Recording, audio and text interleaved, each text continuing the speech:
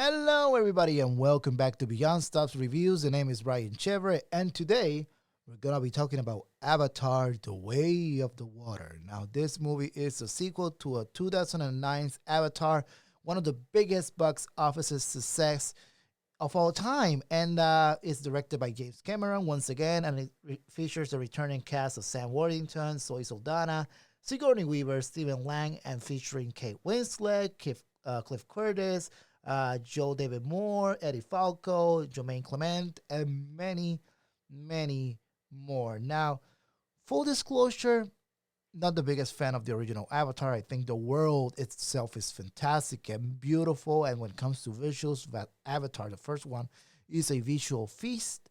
Story wise, not the biggest fan. So I wasn't really looking forward to Avatar: The Way of the Water. And then I went to watch this movie. I have to say I dug it. I dug it more than the first one. I think visually it's a step up from the original. It looks absolutely gorgeous. The Navi look a lot more real, and the performance capture of these Navi people, they are perfection. And the setting, the water setting, the new tribes being introduced in this movie, expanding the world of Pandora more. I think it was amazing, gorgeous looking. The creatures, they all look way too real. I love this movie is gonna take all of the awards when it comes to the technical parts of it. Now, the story itself, I dug it a little more. I dug the fact that they are expanding the mythology of Pandora and its tribes and the division a lot more. And some things I would have wished to explore a little further. They introduced Sigourney Weaver's new character, Kiri, and is very interesting. Her inception itself is very interesting, and I would have loved to keep digging into that side of the story. I would have loved to have more answers to her character, but we don't explore that part of it any further.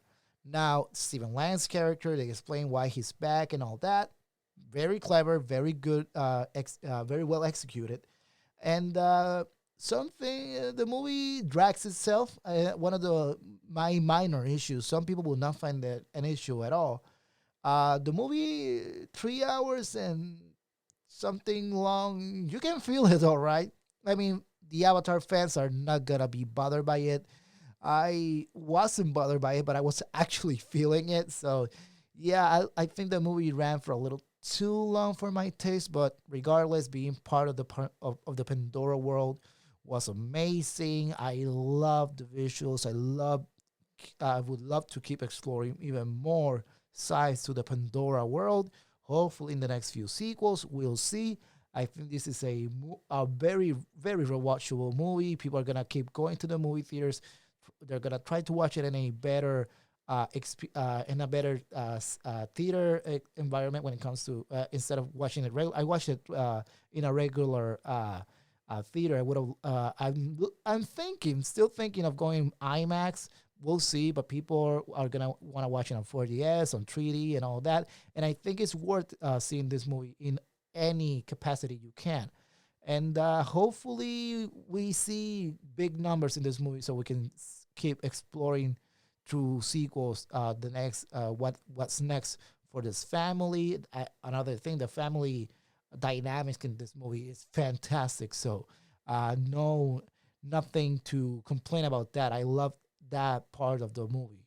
And for me, it's a 4 out of 5, a very solid 4 out of 5, very rewatchable. I recommend it. And I went to watch Puss in Boots this week, and people were still packing up the screenings for Avatar. So this movie is gonna have a big run in the next few months. Anyways, guys, those are my thoughts on the movie. And if you guys like the movie, let me know in the comment sections down below. If you don't like it, let me know why. And yeah, I'll be seeing you guys soon.